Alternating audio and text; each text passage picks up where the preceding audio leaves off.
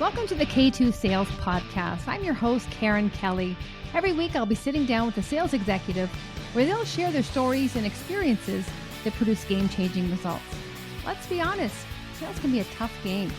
I'm sure at some point, we've all delivered a less than stellar demo, been ghosted by a client or two, and sometimes maybe we did more talking than listening. And that's where I can help.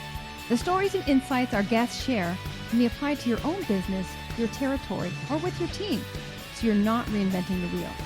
Our weekly tactics and strategies help you get out of your head and start creating your own path towards game-changing results.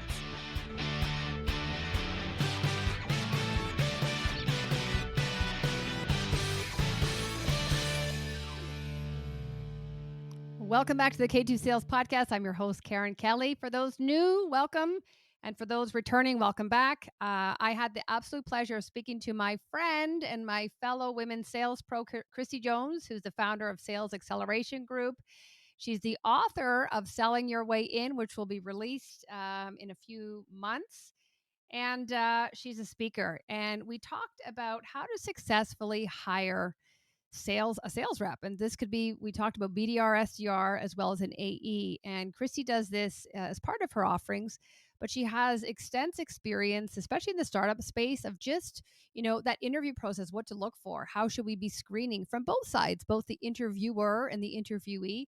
How can they prepare? The bar is, very low right now to stand out. And I'm not seeing the caliber or the level of professionalism and desire and grit to get those jobs that we should be seeing. So she talks about the onboarding process, what we should be including, the training, how to de-risk it, and really just what to spot. I mean, when we hire, it's always a risk, right? You can do your due diligence, but what should we be looking for to ensure that we are making the best decision for not only the short term but for the long term, looking at someone who is going to grow with the business, but also as a founder or a small business owner, like what is your goal here? And if your goal is to sell the business, if your goal is to grow and scale, that plays into the type of role you're looking for. And I think this is often missed. So she walks us through a lot of great tactics that startups, founders, and small businesses can really apply and save themselves some money and a bad hire, but also preserve the culture of their existing teams to add to it and not erode it through a bad hire. So encourage you to take a listen. And if you apply any of the suggestions she makes, let us know. We love to know. We love to know that, our podcast is making a difference. And I hope you enjoyed as much as I did, and let us know what you think. Okay, so welcome to the podcast, Kristie Jones, founder of Sales Acceleration Group. Karen, nice to see you. Great to see you again. And today I brought an expert on here because a lot of the podcasts we've talked about, sales leadership, discovery demo, everything sales, but we really have never uncovered or discussed the journey to get into sales. And so for those BDRs and AEs who are, out there looking for a role, the goal today, speaking with Kristie, is to really give you that roadmap as to how you can, prepare to land a fabulous job. So, Kristie, why don't you first tell us a little bit of background about, without going back to, grade 7, which I know you won't. What got you, keen into sales, and really what's allowed you to be that top 1% in what you do today? Because you definitely are. Great. Thanks, Karen. I take this all the way back to I actually before 7th grade. So I am going to have to talk about my childhood. Sorry. But my parents owned a real estate company. My mom was a top producer, 100% commission sales rep. So as this is currently still Women's Sales Month in October, we'll be dropping this, I think, in November. But she was actually the very first female sales rep that made an impression on me. And my dad was the owner broker. And so I grew up in a sales world. I affectionately say that I got my MBA at the kitchen table because the nightly conversations between my parents, who ironically never saw each other during the day, even though they worked together and in the same office. So we debriefed at home over dinner every night. And that's where I learned about what being 100% commission rep was all about. I knew about quarterly taxes before I was paying quarterly taxes or any taxes. So I say that sales is in my blood. I have a sibling as well. My younger brother is an individual contributor and he is a rock star. And I took the sales leadership path that my dad had sort of blazed the trail for me on. So sales has always been in my blood. And every job I've had really growing up through now has involved some form of sales. So whether that be I waited tables in high school, I still say today this was my favorite sales job because it's the only sales job I've ever had. And it's one of very few where you get instant feedback in the form of tips on the table. Yes. So I loved everything about that. And then I got into retail sales. So I spent my first 8 years out of college in retail sales as a buyer for Macy's. And now, and then I got into SaaS sales leadership, and loved everything about that. So everything I have done has been is added onto the journey that I'm currently on. That's fantastic. And I love just in those, child or young adolescent years that you were immersed in it. And I think, if someone were to sit you down at a young age and say, Kristie, this is what we do, it might not have had the impact just being surrounded by it. And that was the organic conversation that was at the dinner table. Like you took it all on board because that was life for you. Right. We didn't know it. We didn't know any different. Yeah. Well, it served you well. It has. Yes, I'm grateful. And I can agree with the waitress because I spent my whole, high school, university years waiting tables. And the nice thing there, and you only made me think about it now, is think about like iterations.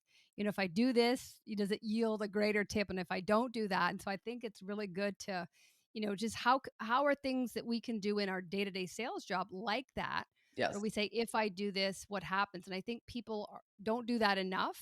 And it's that A/B testing that really shows like what it's not really what I do. It's what did they enjoy that? Did that move it forward or did it hinder it?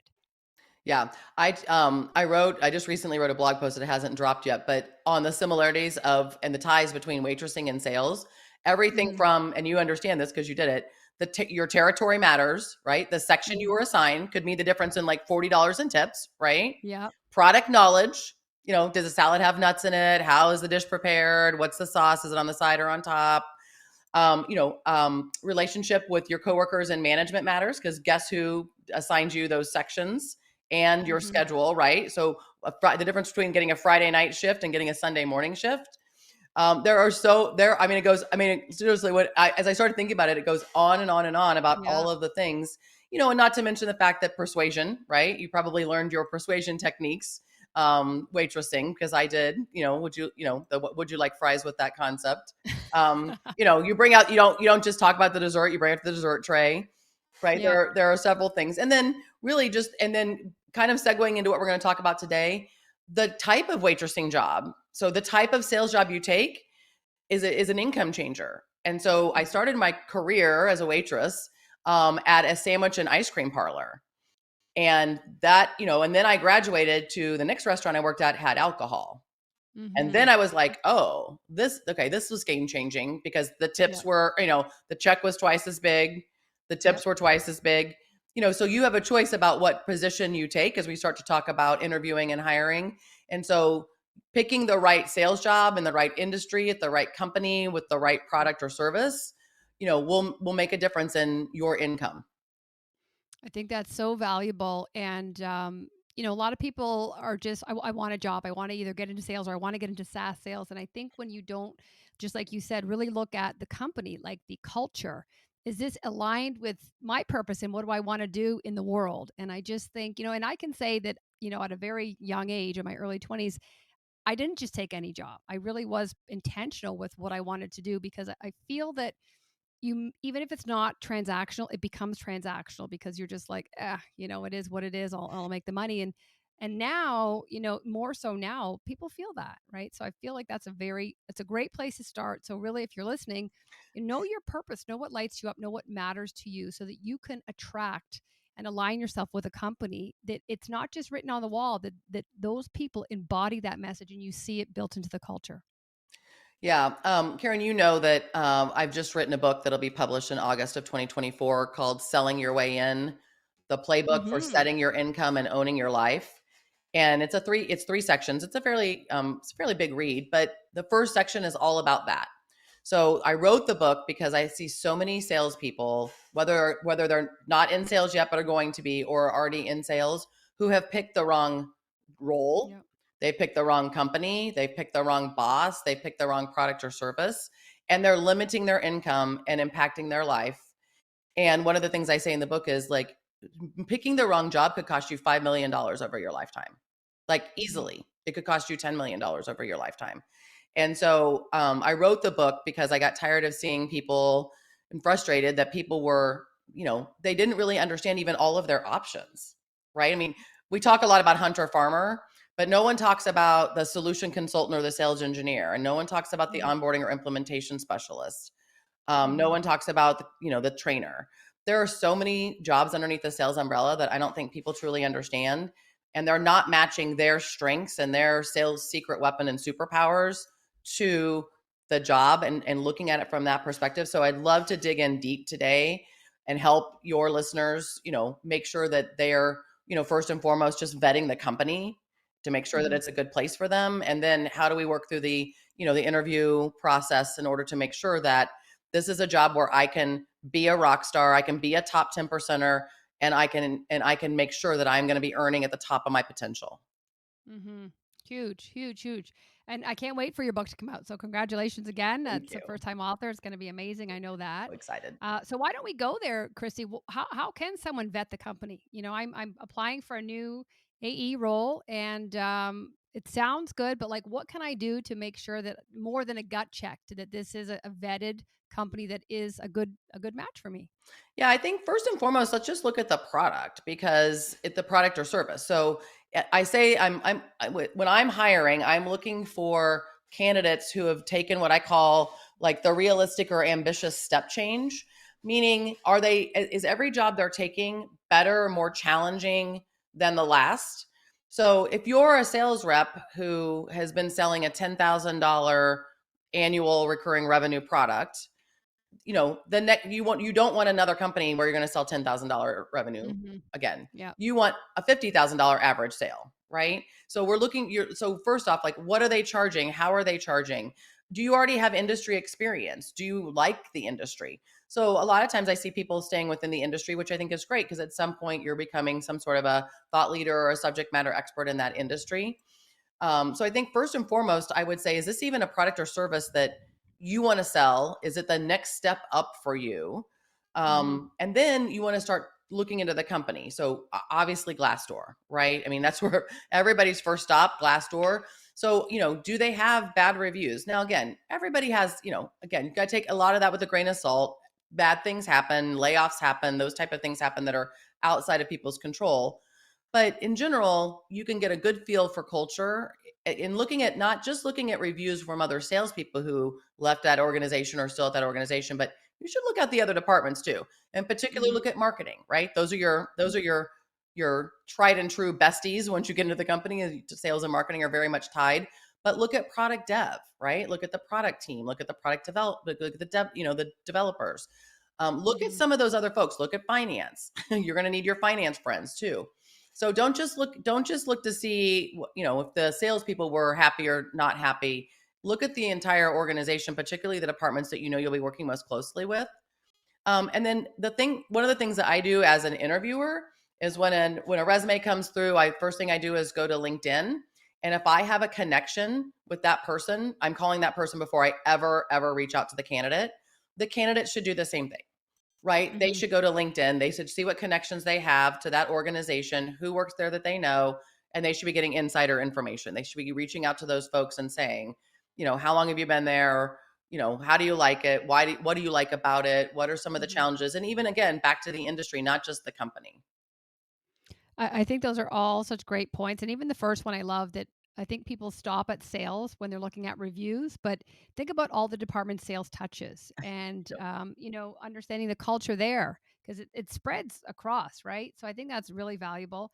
And I love the connection piece because I'm actually hiring now for a company and a few people have already reached out to me on LinkedIn. So I'm going, good. You're doing it. Like I'm checking those boxes. So I think when you're on the other end of it, you realize that like you got like any little thing matters. Like that got a check mark. What else can you do that's going to catch my attention? Because there's tons that I'm going through.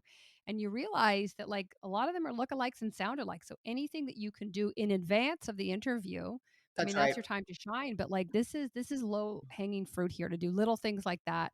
that will help separate you from the others? Yeah, I think if you think about just the process for the candidate, the very first thing, and I was just talking to a gentleman yesterday who'd just been laid off, and it's the first time he'd been laid off, so my heart went out to him because I've had it happen twice. So, well, yeah, I said it gets easier the second time. You just don't want it to happen a second time, but it does get easier, because but it wrecks your self confidence and your self esteem. But I think even like, and I told him, I said, remember that this is a process, and so the first thing you want to do, and I worked with him on his resume yesterday, is you just want to get the phone screen. That's it, right? Like Mhm. that's all you want to do. The resume gets you the phone screen. You don't have any other opportunities, right? And then the phone screen gets you to the next formal interview. And then the next formal interview gets you to the next formal interview. And the next formal interview gets you to the offer, so to speak. So making sure that as the candidate, you're thinking along those lines. Like one of the things I had him do, I said, there are not enough numbers in your resume. Right? I mean, like I'm a sales leader. We're looking for numbers, numbers, numbers, right? I want to know percentage increase. I want to know, how did you rank? I want to know what was your quota? What was your average sale? I'm going to ask you all these questions if they're not on your resume. And now with automation and AI, Karen, a lot of these resumes are going through computers, right? So they've been Mhm. taught to look for certain words. And I told them, I said, use the acronym SAS, but also use software as a service because you don't know what Yeah. people are putting into their algorithm and their filters in order to pull things out. So my team, when we're looking for candidates from our clients, my team does this by hand.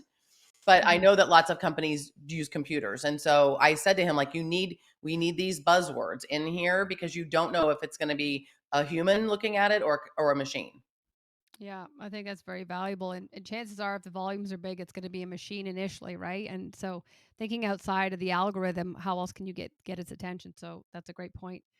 Um, what are you seeing in terms of candidates showing up and the type of questions they're asking? Like, are they actually giving it some thought, or is it kind of like, what are the next steps in the interview process? Um, here's what my rule of thumb in general, and this is what I teach as in sales training as well. Please don't ask anything that Google can tell you. Hmm. Right. So, I mean, I think your questions need to be very specific and things that you cannot find on the internet. If it's on the internet, you should know should have already done your pre-call planning, even for your interview. And so I think you really I'm very happy when people challenge me. When I hear questions like, is this a growth position or are you replacing somebody you fired or who left? Right? Why is this position open? Tell me about the challenges in the industry. If they've done some Hmm. research, they may say, hey, I've noticed that this is whatever. Or tell me what your differentiators are between you and competitor X and Y. They've done their homework. Anything that shows me they've done their homework honestly gets you to the top of the class anyway.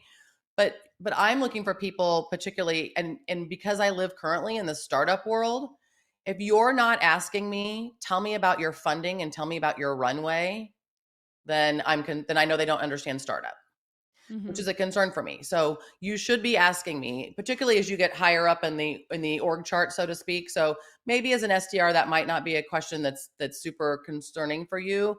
But as an AE or a sales leader, as I'm hiring all of those as well, or customer success manager that are six-figure jobs, you should be asking me about my finances, right? I'm not going Hmm. to share my P&L or my balance sheet, but I'm going to say, like, and this is a common question and a common term, like, I've got another 2.5 years of runway. Meaning if I Hmm. continue to burn what the VC gave me at the current rate, then I'm going to have money. If I never sold anything else, right? If I never sold anything, which would obviously not be the goal, but if I never sold anything, this is when I'm going to run out of money. And so I think for a bigger company or a public company, it's fair to say, like, tell me about your profitability. For a public company, again, it's out there on the internet. You should probably know. But if it's a large private company, tell me about profitability. Tell me where you spend your money, right? If you're VC backed or PE backed, where are you putting that money, right? Are you putting it Hmm. into product? Are you, is it, and which would, be an indicator that perhaps either the product might be behind or we want to get ahead. I would be asking about product, particularly in a software situation. Tell me about your product. Where are you behind? Where are you behind? What's on the roadmap? Where are you behind the competitors? How long does it take to get a new feature functionality built into market? What Hmm. about upcoming other products that may be, add-ons to what the core product looks like? I just think the question, I mean, if you think about all of the things, like if you think about the other departments that we kind of talked about, if you think about finance, right? What would you want to know about the money? Marketing, tell me about the marketing support that I'm getting. What is marketing doing? How many trade shows a year are we doing? What about product development? What about customer success or account management? There are an endless supply of questions to be asking, but I, as an interviewer, I like the questions that stop me, right? Mhm. I like the questions that are challenging me because first off, the first thing it tells me is I'm not the only person they're talking to. They have Mhm. options, right? So now I'm on my A game because Yeah. those kind of questions lead me very quickly to understand that they're vetting me and because they have options. And that's what you want in a rep, because what they're doing to you, you want them to do that to your prospect, to ask them those questions where they're stumped because no one else is asking them those thought-provoking questions. Yep. I love that. Ask me the hard But questions. I'm fine. totally. But even, and a lot of people, like, I don't have any sales experience or minimal, but I always say, like, you're interviewing them as much as they're interviewing you. Yes. And so by you asking these questions, it shows, like, this is your job security. Are they innovative? What is their roadmap? How long does it take to get these new product launches? Because if they're behind, like, you're joining a sinking ship and you're only going to be in this hiring process in 6 to 12 months from now. So I just think, take a Yep. step back and really take this seriously, and just, like, is your future aligned to mine, or is this a short term, like, we're trying to get profitable to sell? That If that's what you want, well, okay, but I think it's know what you want. yeah, and again, because I work in the startup world, That is I your world. appreciate the question, what's the end game? Yeah. Right? Is the end Yeah. game right? Is the end game to sell, which in a Mhm. lot of cases it is, and how close Yeah. are you to doing that? Because you surely wouldn't want to join a company and find out 8 months later it's being sold. I actually had that happen to me. Yeah. 18 months in, we sold to our competitor, and I was employee number 1 let go. That was the first time I was laid off. Um, so you do want to understand, like, what's the end game here? Again, some of it, I mean, again, very few companies are, private companies are going to go IPO, right? It's just not going Mhm. to happen. So IPO is one of your options. Being sold is one of your options, and then being sold to another, or getting another VC to invest in you is another one of Mhm. your options. But and again, I think just growth of the company too. Like, they may not be willing to disclose exactly what last year's growth is, but they can tell you if we're in the, if the number starts with a double digit, starting with a 2 or not. Yeah. We're starting with a 1, or we're in maintenance mode, as I call it. We're in the mature cycle where we're getting, if we got 5 or 6% growth a year, because you got to, again, back to, like, the first chapter in the book for me is you have to know yourself before you know the prospect in your company. So again, Mhm. you've got to know, are you a steady Eddie? Are you someone who would really appreciate a more mature company with a Mhm. 5% annual year over year growth rate? Because that means change isn't happening. Or Mhm. like the world I live in, I affectionately say the Christieism for this is you have to be more willow than oak. We are always changing everything, right? So if the big storm comes through and you're an oak tree and you don't want to move, well, you're going to be uprooted where the willow will still be standing in the morning. So we're going to be, we're changing messaging. I mean, we're even changing pricing sometimes. Even after a year and a half or 2 years in the market, we might be changing our pricing structure. So, like, are you someone who has a high risk tolerance? The Mhm. interview question I asked for this, Karen, is, Karen, tell me about the last time somebody said, I can't believe you just did that. Mhm. Because if you have a low risk tolerance, you don't hear that. Yeah. Right? But if you have a high risk tolerance, you probably hear it frequently. Yeah. I think that's great. Even if they had some disc assessments, some profile assessments that show these things, because oftentimes you don't really think about, like, the agility. Like, can I adapt at that pace, or is that out of my comfort zone? And even that's a great question That's right. to say, like, am I the steady Eddie? Do I like that predictable path? Like, or am I okay to just show up and be like, okay, I'm like an ER doc. I'm ready to, to handle whatever's thrown at me. Right. People, I don't know how much people really consider that. Yeah, and I think your personal life too. Like, one of the other questions I ask is, when's the last time you made a personal sacrifice for your boss or for the company? Mhm. Because sometimes this isn't a 40-hour week job, and if you have small children and you've got, soccer practice and softball and gymnastics or whatever, like, if you need to leave the office or be off calls by X, this might not be the I mean, a startup might not be Mhm. the best place for you. So Yep. I think at the end of the day, the thing I'm trying to get across to folks is there is a job out there for you. There's a job Mhm. in sales for you, right? And there's, for everybody who wants a job in sales, there's a perfect fit for you, so to speak. It might not be a perfect fit for life. Like, you may have to Mhm. find multiple perfect fits over time.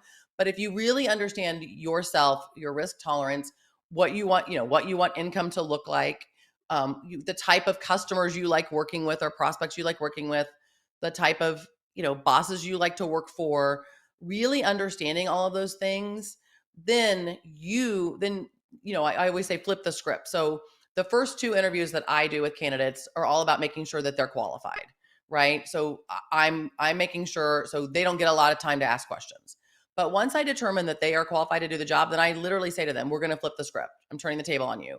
The next 2 interviews, you should be deciding whether or not this is a good idea, because I say to the candidate, you'll know way before I will, right? I'm going to spend 3 or 4 hours with you. You will know in your gut if this is a good idea long before I will know. So please do your due diligence, listen to your gut, and decide whether or not this is someplace that you can be. I mean, nobody wants to terminate anybody and nobody wants to quit. We all want everybody to be successful. That's the whole goal. We spend too much time interviewing, onboarding, training, all of that in order for it to not work out. So, please make sure that this is someplace that you think you can be successful and that you will enjoy being at.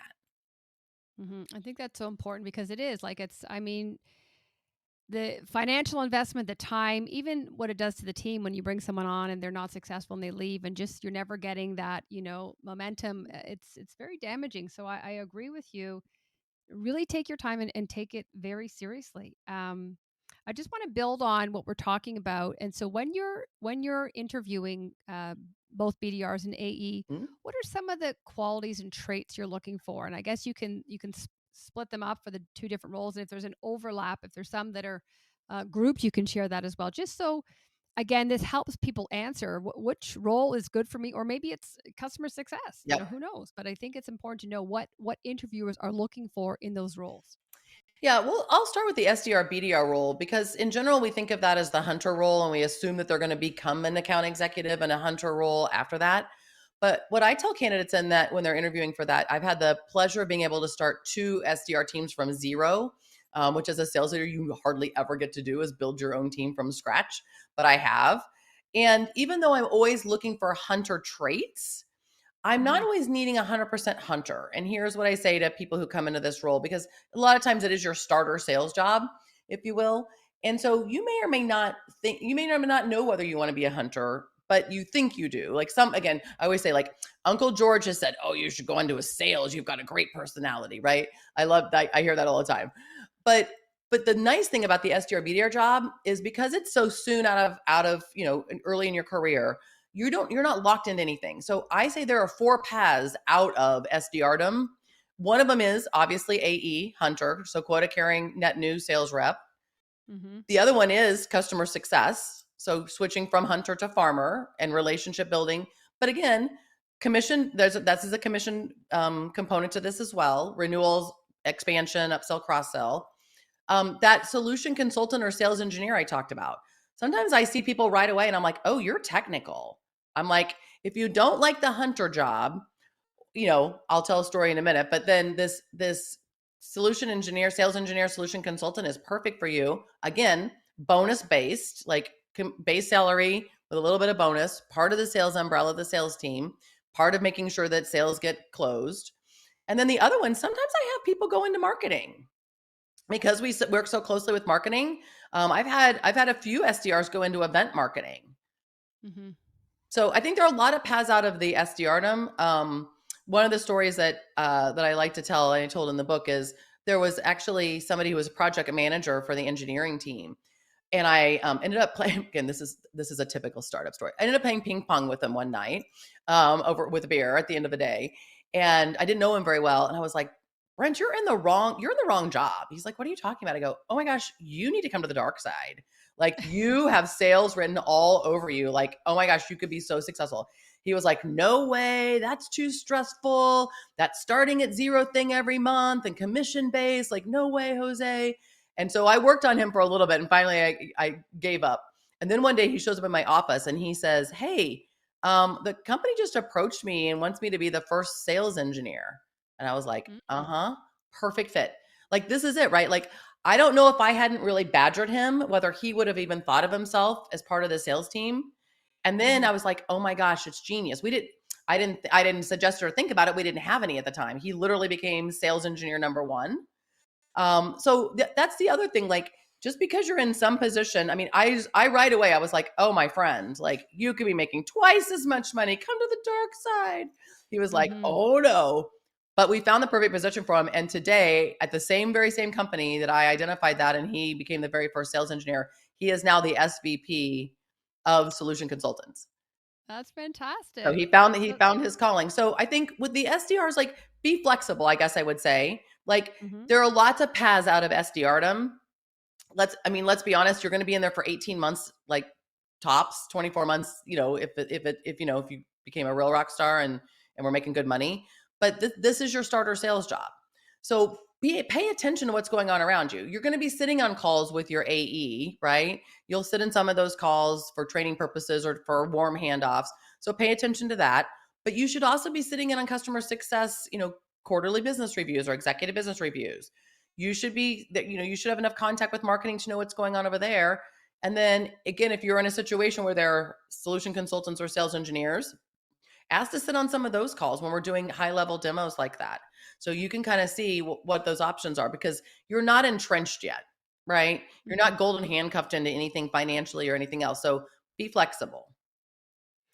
I love that because I think a few things here, but that gives you the holistic view versus just being known as the meeting getter. And I don't even like that their metrics are, around that, because it just shows I'll do anything, I'll even get a meeting with an unqualified prospect, but I hit my target. So it's like, who cares?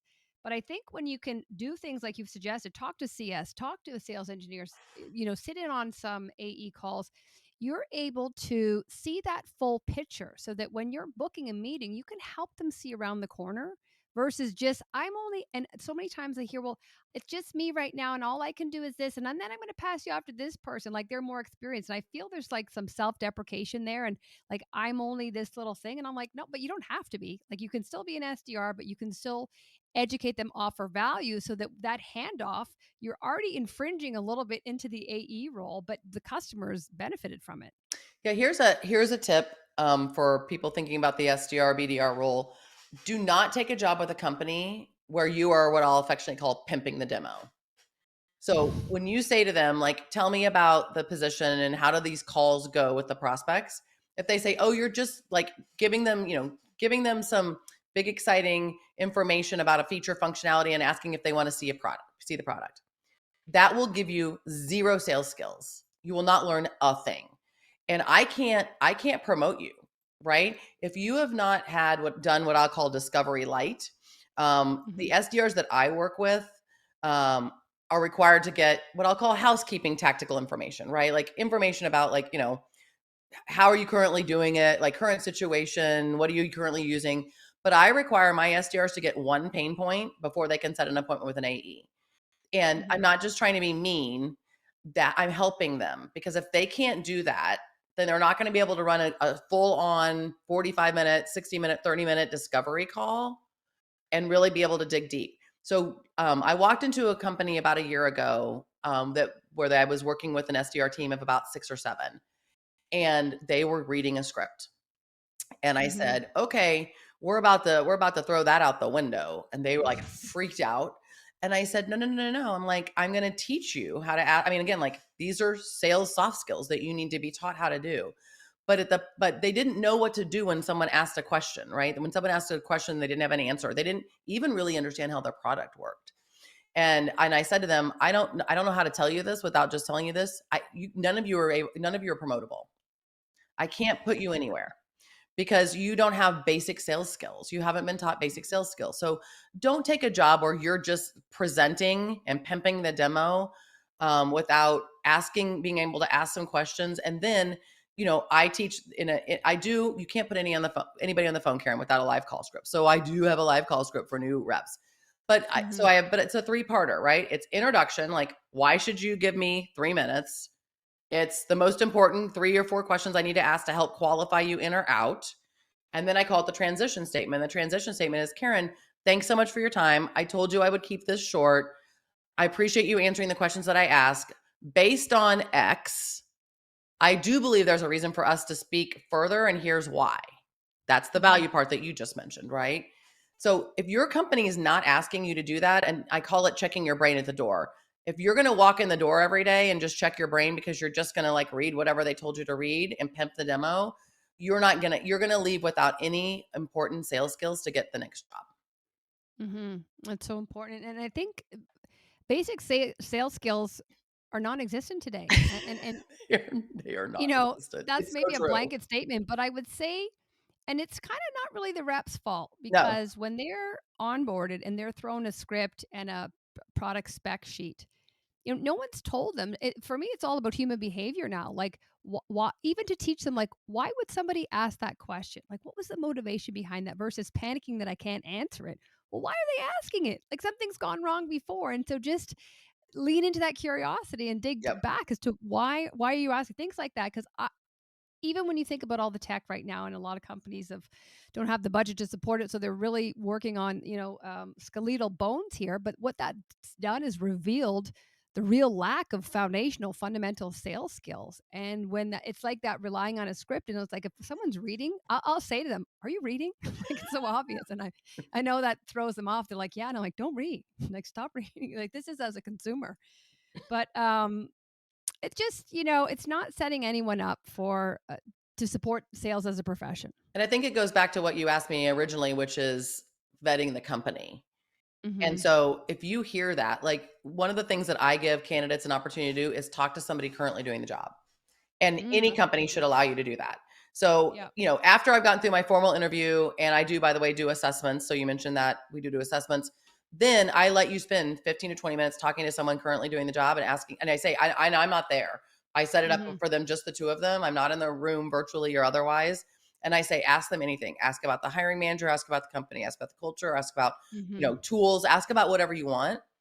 But you should be talking to somebody who's doing the job. And if that SDR says, "Oh my gosh, we've got the best script ever," like, run. Not a good idea. Mhm. Yeah. But even that level of transparency, I would Mhm. say it for me would be a check and just be like, okay, they're not hiding anything. Right. Let me talk to someone on the floors actually doing it, and really get that. And when I started my career, I was able to do that. And I remember just, you're getting someone on the inside, like, what's it really like? Like, is this real what they're saying, or is Right. it? Right. Yeah, Yeah, if you got nothing to hide, then you don't have to hide you anybody, should. right? And I would say conversely, if they're not willing to do that, that would be a bit of a red flag too. It's like, what are you hiding? I would agree. So we kind of understand the BDR 18 to 24 months. One thing I would say there is, a lot of BDRs, SDRs, they go in with the mindset of like, this is my sentence for 12 months. And I would take it as like, this is a great learning opportunity. And if it takes you more, like, don't rush it because you're probably never going to be back in this role again, but really Right. take advantage of the access you have to all these, prospects, all the other components that are going to help you later. But I think people just want to blaze through and fast track it. And part of it is also like, you got to earn your stripes. Like, I started in customer service and I hated it, but I had to earn my dues, right? And in hindsight, I learned so much because all of this. I talked to finance, I talked to supply chain, I had relations, I understood how everything worked, that I blew everyone out of sales when I did it because I had these internal relations and understanding of Mhm. processes. And I think people just they have their eye on the prize to get out. And I'm like, just hang for a bit and see when you let go and relinquish what actually could come to you that could better prepare you than others. Yeah, if you're working for the right company and the right boss, this is again your starter sales job. But if you are working for the right company and the right boss, you'll have a lot of flexibility and autonomy. So Hmm. with the majority of the SDRs, when an SDR comes to me and they haven't checked their brain at the door and they say, "Hey, like I've been thinking about like maybe we should try this," and I go, "Cool," unless it's a really stupid idea, and I say, "Great," but then I say to them like, "But I'm going to require that you commit to it for 30 days." Hmm. Not 3 days, not 10 days. So are you committed enough to your strategy to Hmm. give it 30 days so we can properly evaluate it? Because you're going to suck at it for the first few days because it's new and Hmm. you're not going to have done it before. So Hmm. if you want to try to write a new custom email, or you want to try a new voicemail, or you want to try a new open introduction to a live call, cool. I mean, I'm all about that. I don't think that I have all the answers to what works in each individual industry with each individual person or persona. And there's so many, again, like you said, there's so many new ideas coming out and new tech and all of these things. So I'm like, great. So this really is an opportunity so going back to knowing yourself before you know the prospect, this is an opportunity for you to start to figure out what's your sales secret weapon and what's your sales superpower. Hmm. What are That's you amazing. doing? What are you doing better than anybody else? What are you more comfortable doing? Mhm. What are your coworkers coming to you and saying, "Hey, Karen, like, tell me how you got how are you doing that again?" Like, Mhm. it's a good start. You got to start honing your superpowers and your secret weapons, all of those things early on. And this is the SDR role is a great place to try this out. Mhm.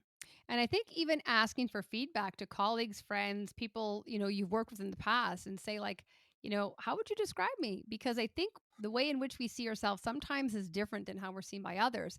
And when you get these common language and common themes, you're like, God, that must be me. And maybe you weren't aware. And that is one of your superpowers. That's right. Yep. You asked also about AE and the things that AE should be thinking about. And I think I've touched a little bit on this at the beginning. You've either come out of SDRdom or you've been a junior AE, selling a lower price product, lower average sale. So like if I'm an AE, I am not thinking about job roles anymore. I now need to be thinking about career. And Hmm. so where do I want, thinking about, I don't play chess, by the way, but I wish I did because I like the chess analogy, but you need to be thinking two steps ahead, right? And at some point you need to decide, like, is individual contributor your path or is leader your path? And so once you think you might have that, you're probably, again, very few SDRs, by the way, become the SDR manager.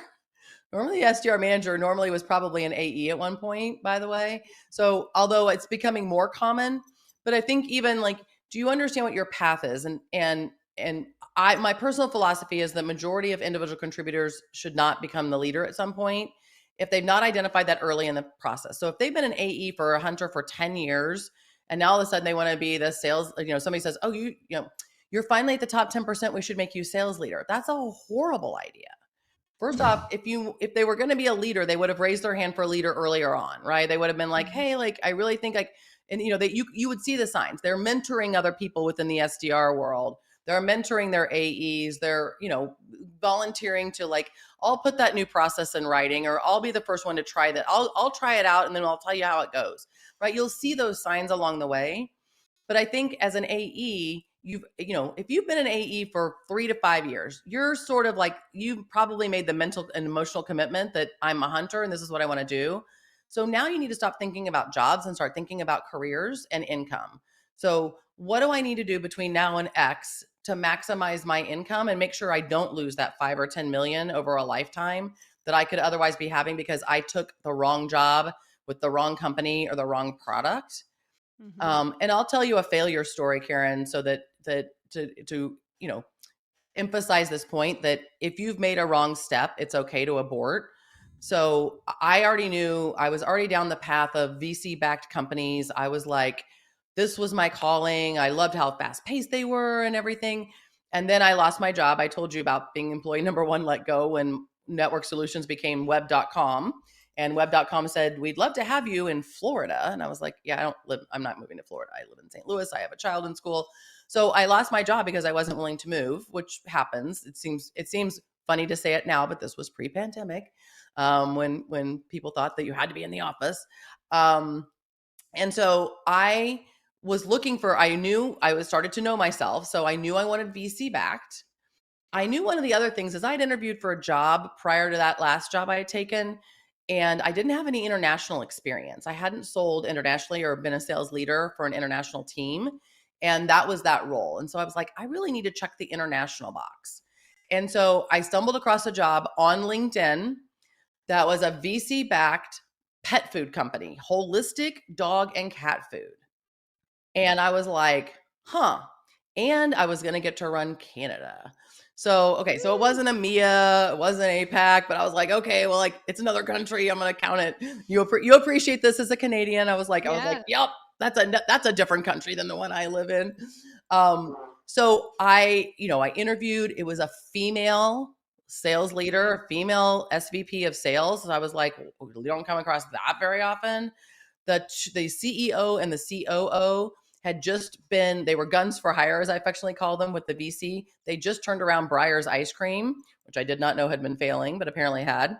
And I was like, they were checking all the boxes, right? VC back, smart people, I got to, run the Canadian team and the inside sales team. So I was like, bonus, I would like a bonus thing. And 3 to 4 months in, I was like, what have I done? Mm. I had been living in the software world. I didn't understand anything about food. I didn't understand about FDA regulations. I didn't understand that when you can't get an ingredient, you shut the plant shuts down because they can't produce the chicken dog food because we can't get that one ingredient that we need. I was like, this, and it was a distribution model. Like my sales reps were going into the pet stores and convincing them to buy X number of pallets and then leaving. And then there was no guarantee that was going to happen. I was like, Mm. this is horrible. And 8 months later, I left. I knew I had made a wrong step change. I had put myself in the wrong, that was not going to get me. This was not a career advancement situation for me. Mhm. I wasn't going Mhm. to get, I was miserable not being in software. Cause in software, I was like, if you want to build it, it's like, well, how many developers should we throw at it to get it done in 3 weeks? Right. It doesn't work that way in food. I just didn't know. I'd never been in CPG and I hated Yeah. CPG. I was like, I hated everything about it. So it's like, you're going to occasionally, probably you may 1 or 2 times within your career make a wrong step change. It's nothing you can't, it's nothing you can't correct. But Mhm. get out quickly, right? Because the longer you're there, the harder it's going to be to explain why you stayed for 3 years if you Yeah. were miserable. And I think that point, Chrissy, is just, in life we're going to fail, but fail fast, learn, and get up and Fail go. And fast. and Yes. and I had the same. I did that midway for 2.5 years. So I went from capital equipment, large multi-million dollar deals, to more of a consumable, still in the same industry. But I remember even these objections when someone was like, $30 for this kit is expensive, and I'm used to selling $3 and $4 million, and I'm like, what? 30 bucks? Like, I just didn't understand that. I wasn't empathetic to them because it wasn't my world. And so I Yep. think, again, there's always a silver lining, and that reinforces what your superpowers are, and also like what you like. What do you want to get behind? So once deviate from the path a little bit, you get back on, and you're so on that path then that you're like, I think, it can serve you even better because there's that level of conviction that, like, no, I know for certainty that this is what I'm meant to be. Yeah, I think, yeah, I knew, right? I mean, I knew I was, the first, again, you're in that honeymoon period, that first 3 months, and everybody was so smart, right? I mean, I was just like, oh, like I'm in the right room now because I'm not the smartest person in the room. So I'm totally Yeah. in the right room. But then I'm like, I don't even like cats. I'm Yeah, like, it's I a not don't even working like out for cats. I'm like, sure. I was like, yeah. And I'm like, and I don't really like all dogs either. Like those big dogs that slobber, I don't like those either. So I was like, I don't even know what am I Funny. doing here? But one other thing you just got me thinking about, like, also ask yourself, am I running away from something? Like, am I running Ah, away from a crap job, a crap boss, or am I running towards something? Because there's a big difference. thank you for saying so. Yes, I just had this conversation with a friend recently and said, you need to stop running away and start Mhm. running towards. And this is Yeah. where the other Christyism is panic causes bad decisions. Right. And Mhm. so the gentleman I mentioned I talked to yesterday was at laid off. I mean, they lost their number one client and 30 Mhm. sales reps lost their job. And he was one of the newer sales reps. And he'd just Mhm. gotten into SaaS. He'd come from staffing, by the way. And it was funny. He kept saying to me, yeah, I just got my first sales job. He said it like 7 times in about 15 minutes. And I said, hey, Nick, I need to point out something. And I don't mean to be mean about it. I said, but you need to stop saying you just gotten into your first sales job as if staffing wasn't a sales job. I Mhm. said, my brother is a top performer for Aerotech Tech Systems, and has worked for them for 23 years and has been the number one guy in his region for 3. I said, he absolutely is in sales. There is no Mhm. doubt in my mind. We talk about it all the time.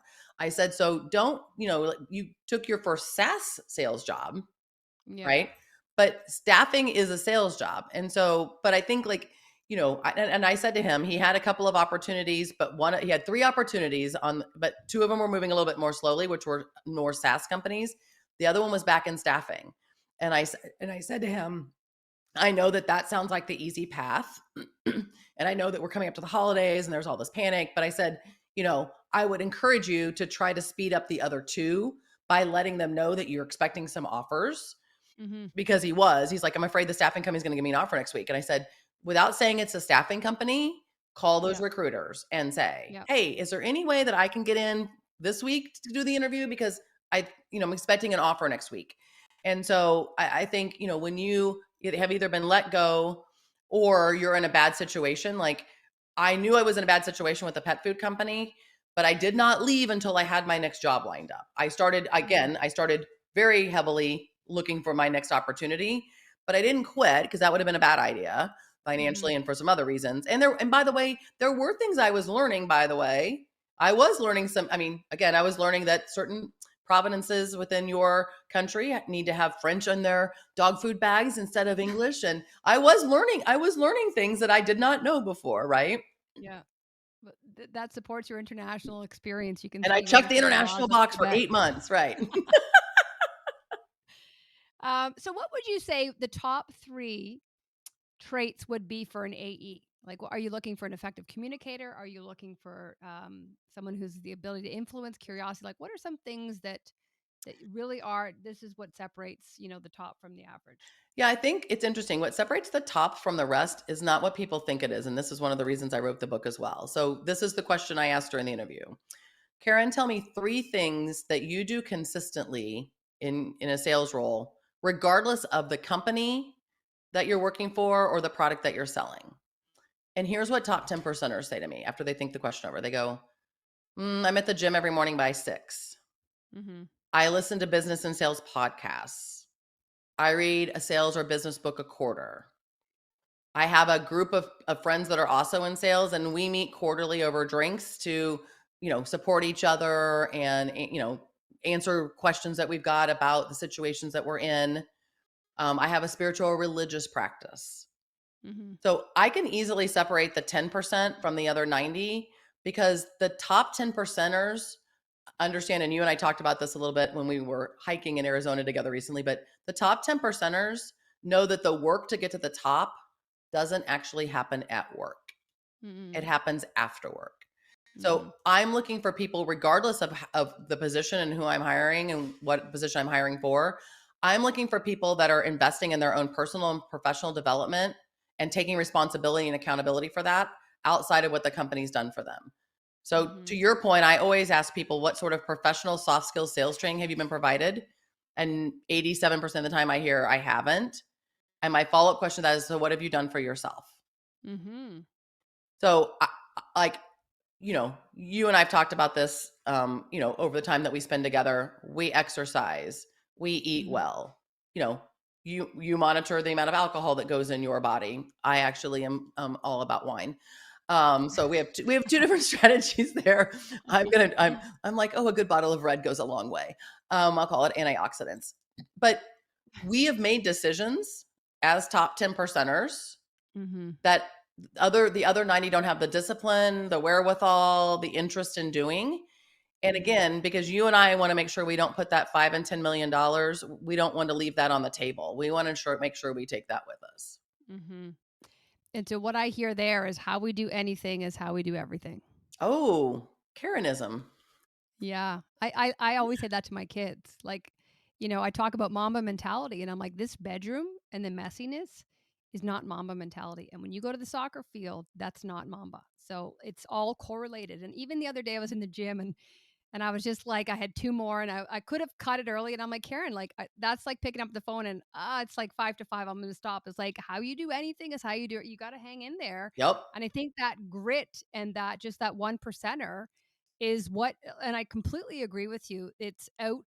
Like, look at the role, but look at the person that's right. and look at the person. And do they want to better themselves? Because it's not like I'm a salesperson and then I'm this. This is you're bringing your full self to the game every day. And smart people are trainable, Yeah. right? Smart people who take care of themselves and put themselves first are trainable. So they don't have to know everything about your industry or your product or your service or whatever.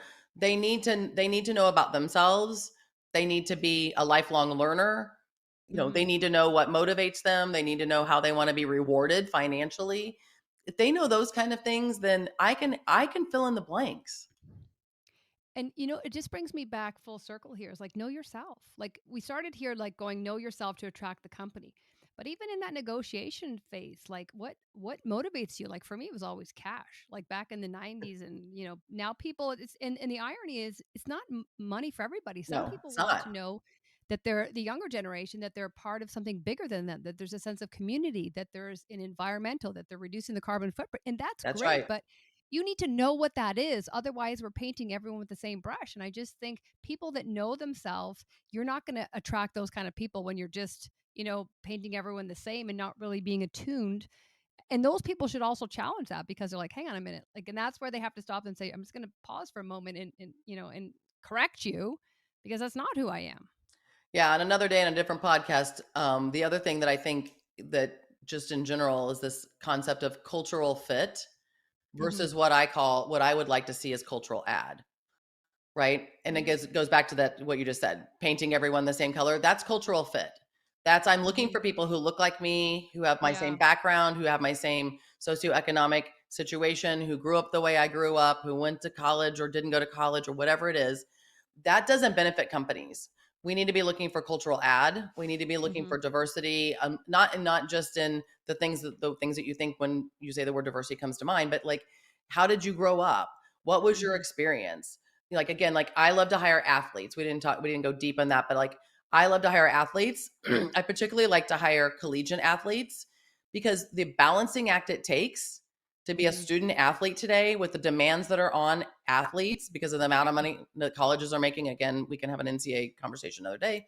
But like, in order to balance all that, Yeah. like, again, like, you're missing, I mean, student athletes are missing the majority. I mean, they're missing up to 40% or 50%, or if you're a football player or a basketball player, 60% of classes, you're not even in Hmm. class. So Yeah. like, you have to figure out, you've got tutors. Yes, you've got some of those support systems, particularly at the larger schools. But I mean, what you've learned is being a collegiate athlete. The same thing with military.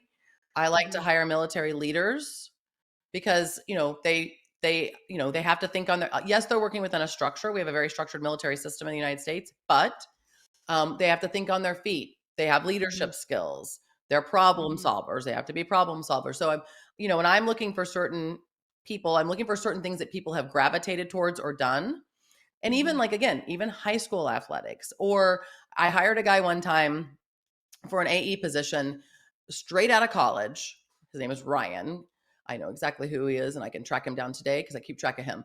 He had started an audit. This was before it was a big deal. He had started. This was been in the 90s. He had started an autograph business in college, and he would spend his weekends not partying, not going to the football or basketball games. He would go to the nearest big city where the big professional sporting event was happening, and he would stand outside the back doors of hotels and the back doors where the buses were coming out of the arena with baseballs, footballs, jerseys, whatever. He made a 5-figure income his last year in college, and I'm like, that's the guy I want on my team. Yeah. The hustler. Yep.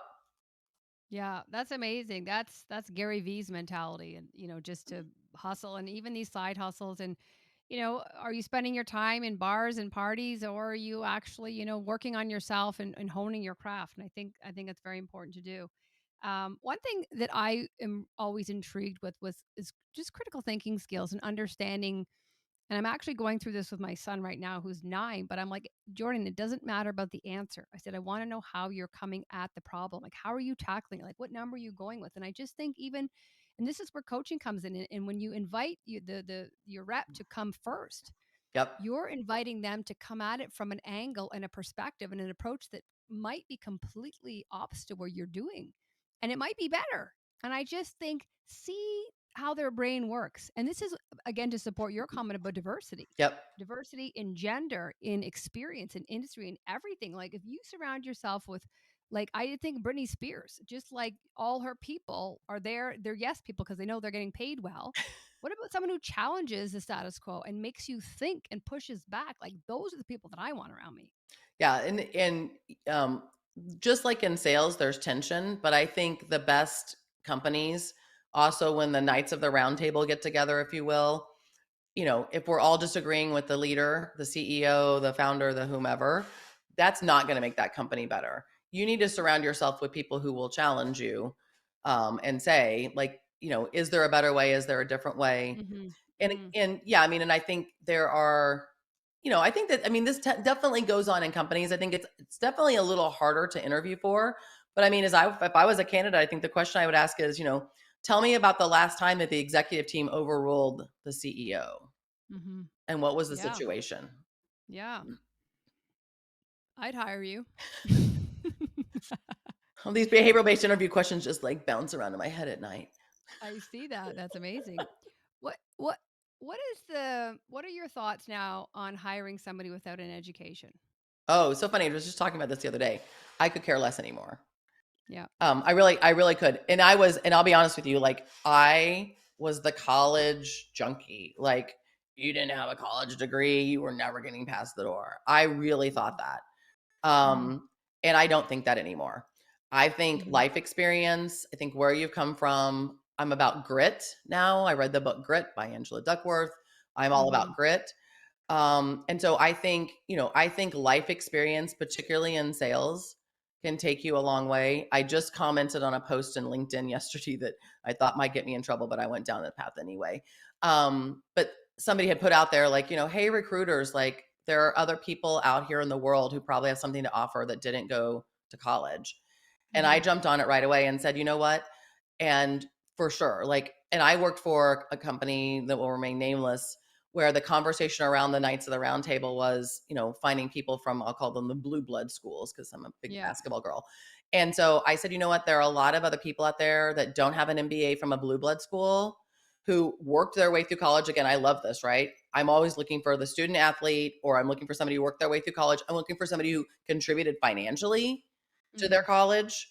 So like they worked their way through college, which means they had to which means they have time management skills, prioritization skills. They're probably persuasive because there were probably times when they had to go to the professor and ask for an extension Yeah. because they got caught an extra 2 hours at work that night and couldn't get Yeah. home to finish Yeah. their project. And I said, and as a result of that, they're probably super grateful that you would take a chance on them. And Mm-hmm. they may actually be more loyal and stay longer than the 18-month average. Mm-hmm. Like, so yeah, Yeah. yeah. So I am no longer that snob, that college snob that I used to be.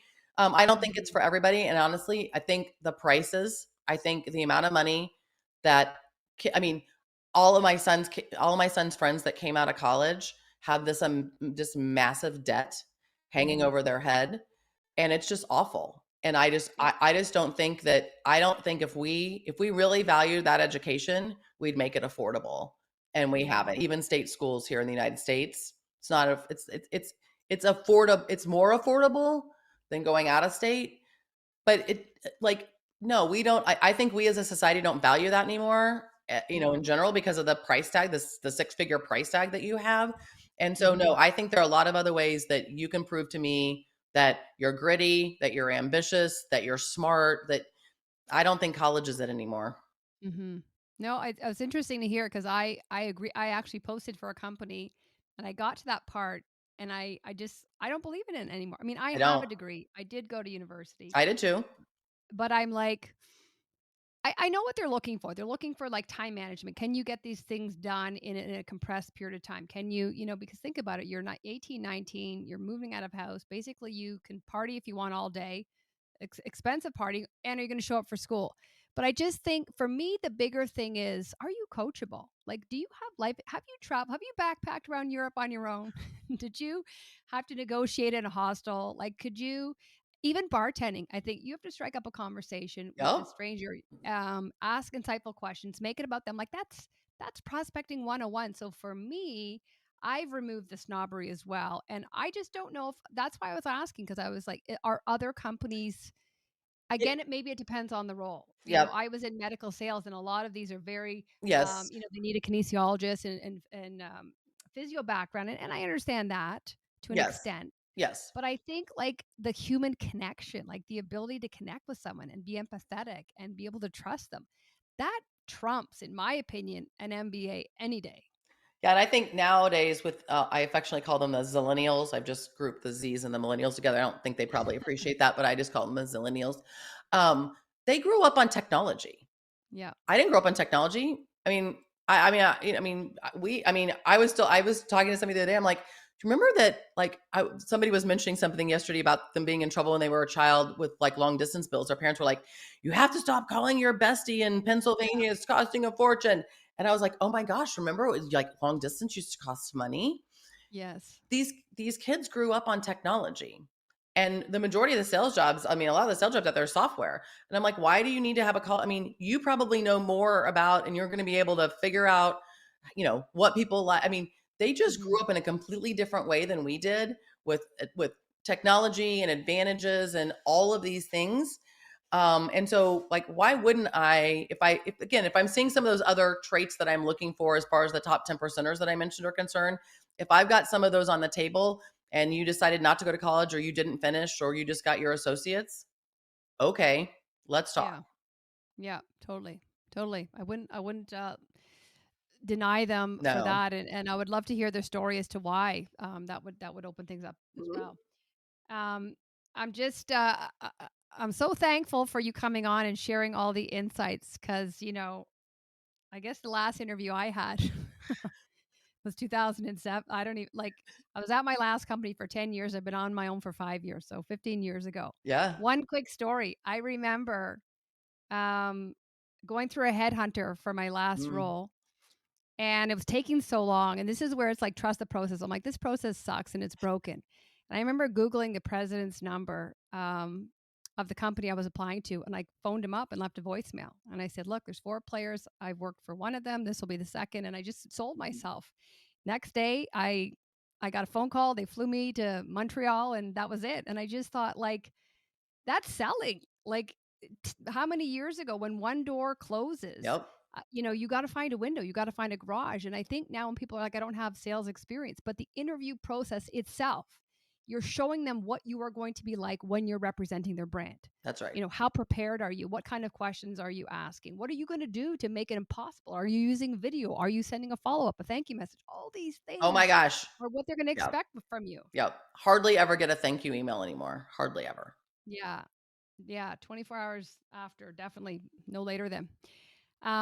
Kristie, where can people connect with you, follow you, Yep. get some more tips for perhaps interviewing, negotiating, anything along the lines of your services? Where can they connect with you? Sure. The first place I would love people to connect with me is on LinkedIn. So you should be able to find me there easily. And then, Karen, I've got all kinds of resources and a robust blog post on my business website. So salesaccelerationgroup.com.